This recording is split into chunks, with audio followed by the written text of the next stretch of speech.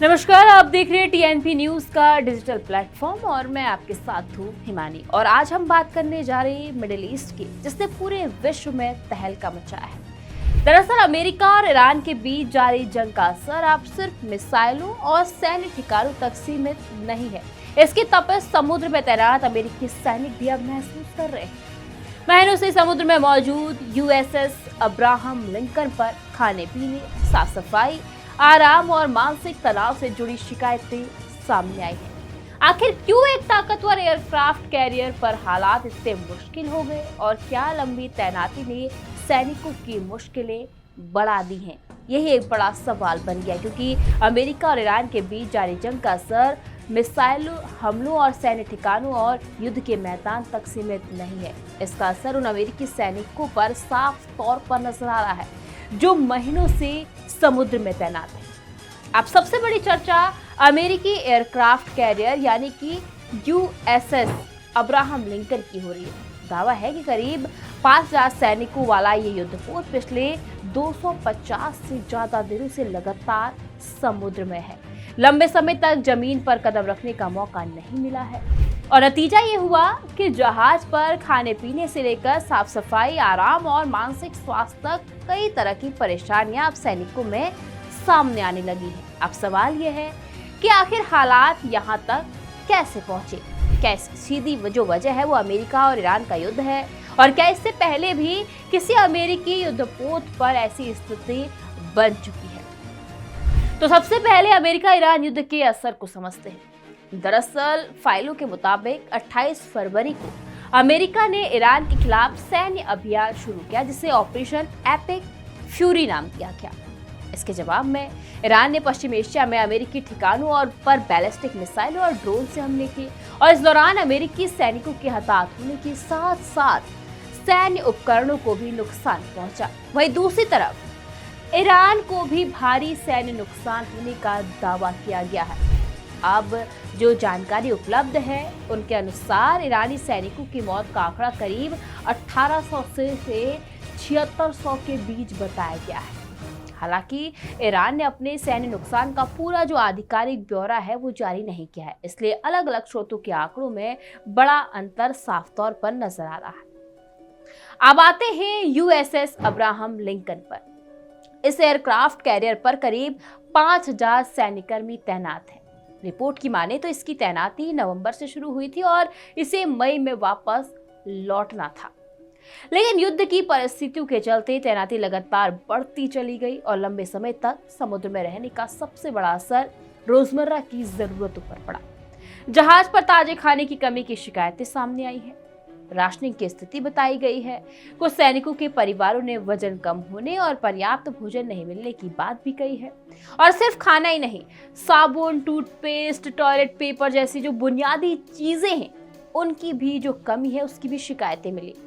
Laundry system लंबे समय तक बंद रहने की बात कही गई। अब कुछ रिपोर्ट्स में बाथरूम में गंदे पानी, सीवेज, खराब शौचालय और गर्म पानी की समस्या का भी जिक्र किया गया है।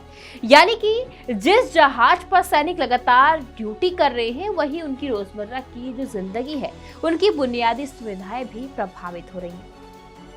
अब इसके साथ ही जो सैनिक है उन पर मानसिक दबाव भी बढ़ता जा रहा है।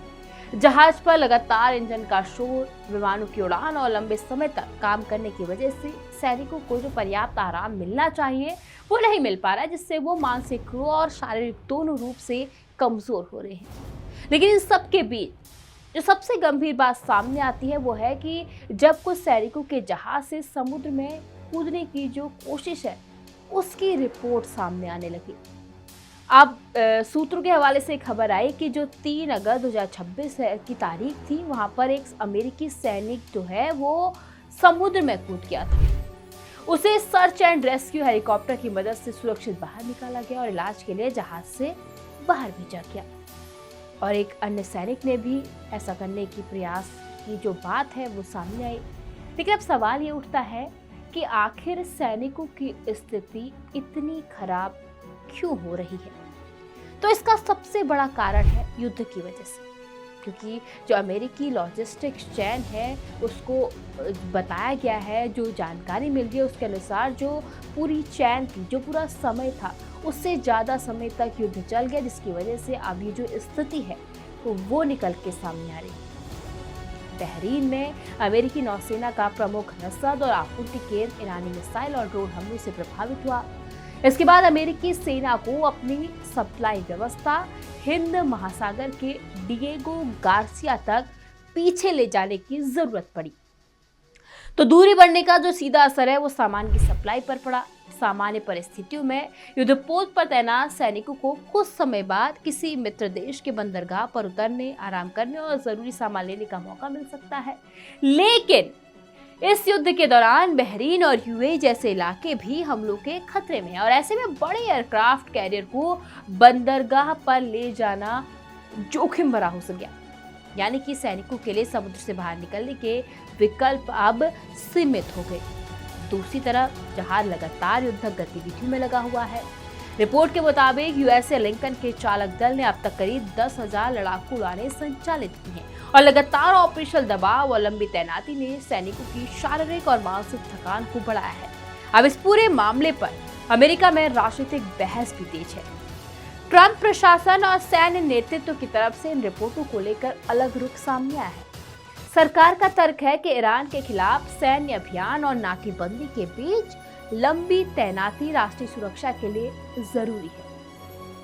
वहीं विपक्षी सांसदों और कुछ सैन्य विशेषज्ञों का कहना है कि सैनिकों की बुनियादी जरूरतों और मानसिक स्वास्थ्य से समझौता नहीं किया जा सकता।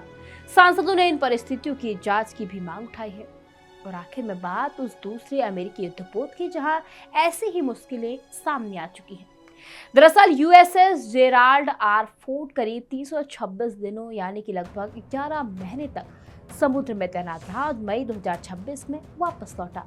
अब इस पोत की तैनाती भी लगातार बढ़ाई गई थी। रिपोर्ट के मुताबिक फोर्ट पर शौचालयों की तकनीकी समस्या, लॉन्ड्री रूम में आग और रहने की जगह से जुड़ी परेशानियां सामने आई थी। एक घटना में करीब 600 सैनिकों को अपने बंकरों से हटना पड़ा और 400 से ज्यादा सैनिकों को कुछ दिनों तक फर्श पर सोना पड़ा।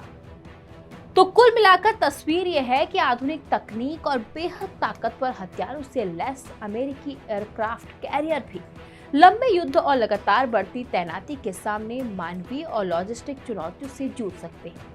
यूएसएस अब्राहम लिंकन की कहानी सिर्फ एक युद्धपोत की कहानी नहीं, बल्कि सवाल भी खड़ा करती है कि किसी भी लंबे सैन्य अभियान में हथियारों और रणनीति के साथ साथ सैनिकों की सेहत, आराम और मानसिक मजबूती को सजग रखना, मजबूत रखना बेहद ही जरूरी होती है, क्योंकि अगर सैनिक कमजोर पड़े तो इसका साफ तौर पर असर युद्ध पर पड़ता है और इसका खामियाजा उस देश को भी उठाना पड़ता है।